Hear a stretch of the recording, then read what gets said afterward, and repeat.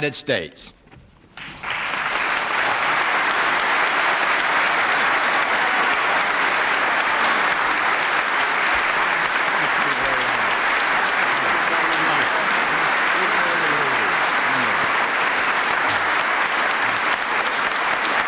Thank you very much. Thank you.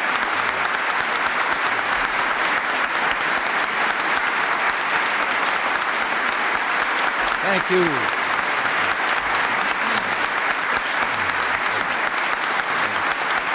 Oh, please.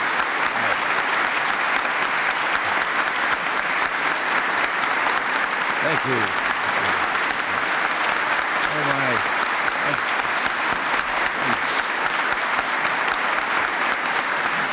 Thank you.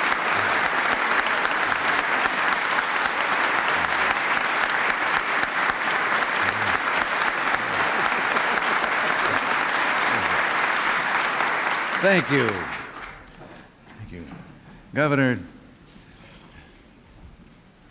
honorable gentlemen here with me on the platform, and you ladies and gentlemen, I can't thank you enough for that very warm Hoosier welcome.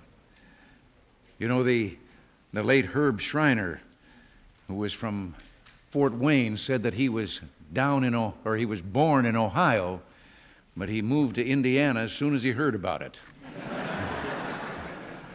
Well, with governors like Bob Orr and before him Doc Bowen and senators like Dick Lugar and Dan Quayle, a mayor like Bill Hudnut, and a legislature like this one, I have a fondness for Indiana myself. In 1919, William Herschel, a columnist for the Indianapolis News, came upon another admirer of this state, an old man who near Knightstown who was sitting on a log in the warm sunshine fishing in the Big Blue River. With a sweep of his arm, the old boy encompassed the whole countryside, and he says, "Ain't God good to Indiana?" Well, God certainly has been good to Indiana, but unfortunately, over the past few decades, the federal government hasn't been quite so kind. If the federal government had been around when the Creator was putting his hand to this state, Indiana wouldn't be here. He'd still be waiting for an environmental impact statement.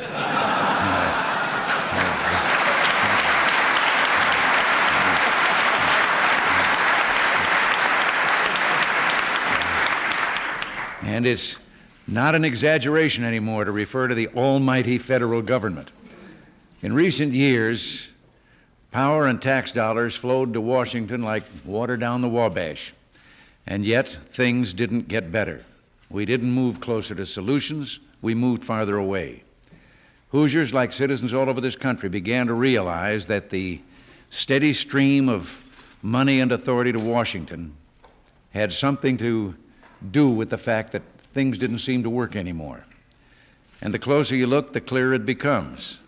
The federal government has taken too much tax money from the people, too much authority from the states, and too much liberty with the Constitution.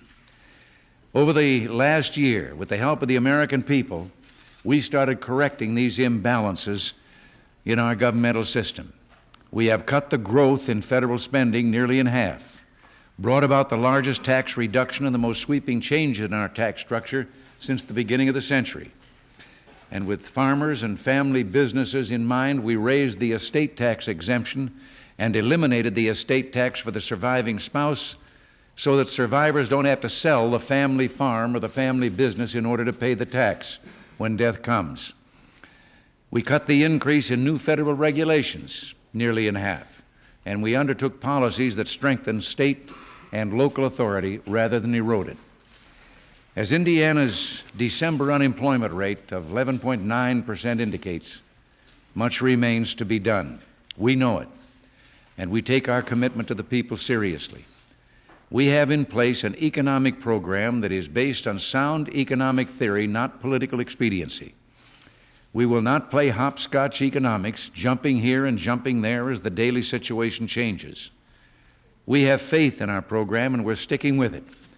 To the paid political complainers, let me say as politely as I can, put up or shut up.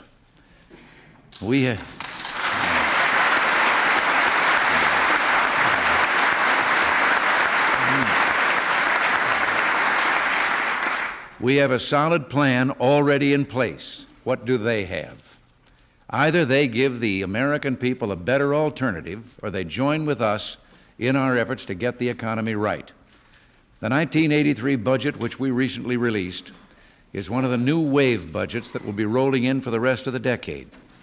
These budgets will require constant and comprehensive pressure so that we can reduce the future growth of government spending and the government share of the gross national product. I hope the Congress will accept the future. I hope the Congress will approach the new budget proposals with the same cooperative spirit and goodwill as they did our proposals a year ago. Now, the defense budget over the next several years will be especially important. Studies indicate that our relative military imbalance with the Soviet Union will be, believe it or not, at its worst by the mid-'80s. As president, I can't close my eyes, cross my fingers, and simply hope that the Soviets will behave themselves. Today, a major conflict involving the United States could occur without adequate time to upgrade U.S. force readiness. It's morally important that we take steps to protect America's safety and preserve the peace. In the months ahead, as we pursue a strengthened economy and a strengthened defense, we will also be working toward a revived federalism. During the campaign, I said we would cut taxes, and we have. I said we would reduce regulation, and we have. 23,000 fewer pages in the Federal Register than there were a year ago, and that's the thing that lists all the regulations. And I've said that we must return more power to the states, and we will. Now, there are those who, for their own narrow political purposes, say our federalism plan is a mere diversion from our economic problems, or that federalism is simply a means to cut the budget further. Well, don't you believe it. Our federalism plan stands on its own merits. A key to a freer, better America, federalism is too important an issue to be treated as a distraction. And the American people deserve a full and public debate of the proposal's merits. In the State of the Union speech, I sketched the framework of our federalism concept. We hope to send enabling legislation to the Hill by early spring, but we're not doing that until we've had extensive consultation with the nation's governors, legislators, and city and county officials. We genuinely want your advice and counsel, and that's why I'm here today. We seek your help in developing a program that will bolster what Governor Orr said in his State of the State address. Hoosiers have the ability to solve Hoosier problems. Without your participation in the plan's development, it would simply be another program imposed by Washington. We want this new partnership to work. There's a story about the two partners who decided to take a day off and go fishing. They'd rowed out to the middle of the lake, baited their hooks, and were waiting for the first bite when all of a sudden one of them said, "Sam, oh my gosh, we forgot to close the safe." "So what?" said Sam. "We're both here, aren't we?"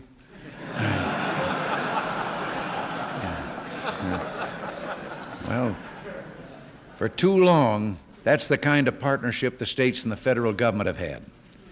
Neither really trusted the other, but it's Washington that's been dipping into the cash drawer when the states weren't looking.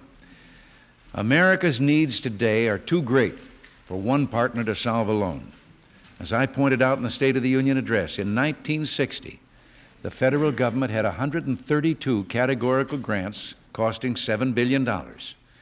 When I took office, there were approximately 500 such grants costing nearly $100 billion. 13 programs for energy conservation, 36 for pollution control, 66 for social services, 90 for education. And in the Congress, it takes at least 166 committees just to try and keep track of them. They try to keep track of them, but federal grants are like rabbits. They multiply like crazy, and when they're out, you can't catch them. The Congress...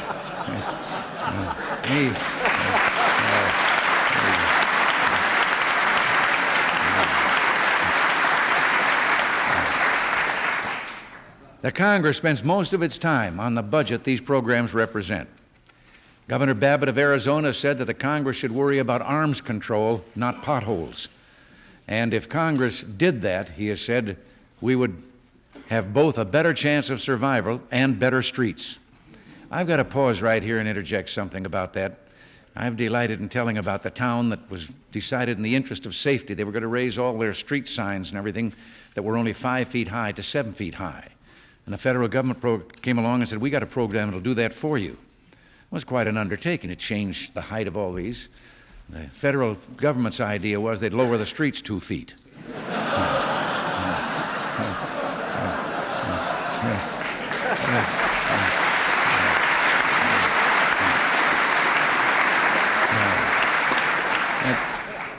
But according to an independent governmental commission, intergovernmental commission, the growth of such programs has made the federal government more pervasive, more intrusive, more unmanageable, more costly, and above all, more unaccountable.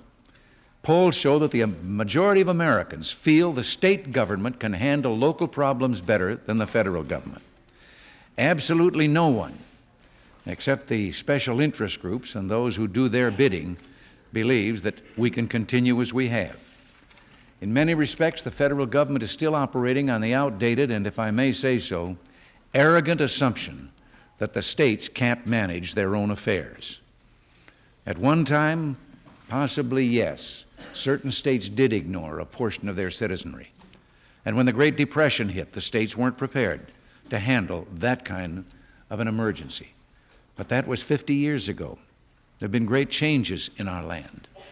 As Governor Thompson of Illinois, speaking for most state and local officials, has said, it's time to give us our money back, it's time to give us our power and authority back, and it's time to let the governors and mayors of this nation respond to the needs of the people in their states. And to that I say amen.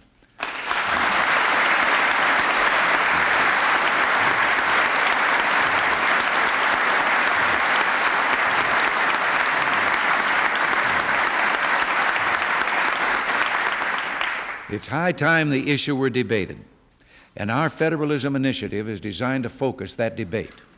The plan, as you know, has two major components. Starting in fiscal 1984, the federal government will assume full responsibility for the rapidly growing Medicaid program in exchange for the states picking up aid to families with dependent children and food stamps. Now, by assuming the whole governmental cost of health and virtually the entire financial responsibility for the elderly population, the federal government will be taking on the most rapidly growing social domestic needs. The states will be picking up the areas where growth is much less rapid. Under current law, the total funding for AFDC and food stamps is projected to increase only 10% by 1987. Compared with a projected 83% increase in the total cost of Medicaid for the same period. The other aspect of the plan is a turnback of responsibilities to the states for over 40 federal programs in education, community development, transportation, and social services, along with the resources to pay for them. In 1984, the federal government will apply the full proceeds from certain excise taxes to a grassroots trust fund that will belong in fair shares to the 50 states. By 1988, the states will be in complete control of these grant programs. Now, we have not filled in the details of the federalism program because we want your assistance. We want the plan to be fair and equitable. And I'll give you a flat and binding pledge. There will be no net winners or losers. This will not be a roll of the dice. The state will not end up like the horse player who says, I hope to break even, I need the money. You'll break even and there will be no gamble. There are other guarantees as well, like the mandatory pass-through to the local governments of some funds, such as for mass transit assistance, community development. We will ensure civil rights protections, and adequate welfare, and the transition period will allow plenty of time for discussion and fine-tuning of the program. The concept of federalism is like the green and gold quilt of Indiana crops. There is protection in variety. Well, there's protection in the quilt of the 50 states as well. What the current issue comes down to is whether or not we trust the people and those closest to them to make governmental decisions, to make government itself work. I trust those James Whitcomb Riley, the Hoosier poet, who called them the good old-fashioned people, the hale, hard-working people. And I believe that the decisions that come from this State House are as solid as the limestone it's built of. State houses all over the country must regain the authority to make decisions about those things that affect them most closely. In 1947, the General Assembly of Indiana adopted a resolution serving notice on the Congress of the United States that the people of Indiana are fed up with subsidies, doles, and paternalism, benevolently described as federal grants in aid. In 1951, the Congress still hadn't taken Indiana's good advice, so the Assembly, under the regulation of one government department, those plastic bags in the waste baskets to protect the employees from contamination in handling the waste. But in came another federal department, took one look and said, someone might throw a cigarette butt in there and the fumes of the burning plastic would be injurious to the patients. Take them out. Well, they never did get together as to which one was right, so the only thing the hospital can do now is kind of keep an eye on the front door to see whose inspector is coming. Take them out, put them in. The federal government has at great cost been attempting to perform tasks that are not its proper function. So we're restoring the 10th Amendment to the Constitution, which says the federal government will do only those things called for in the Constitution, and all others shall remain with the states or the people.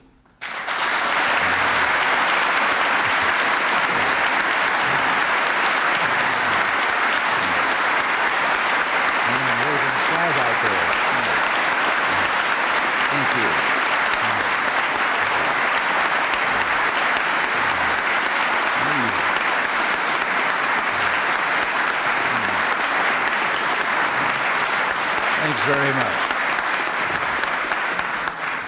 The great American experiment will soon enter a new phase that will last until the end of this century and prepare us for the next.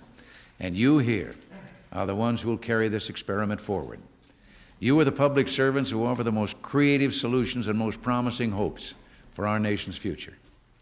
America needs your vitality, and her people need your responsiveness. So let us join together to restore federalism, to restore the nation's vigor, and to restore the faith of our people in their government at every level. Thank you very much. God bless you.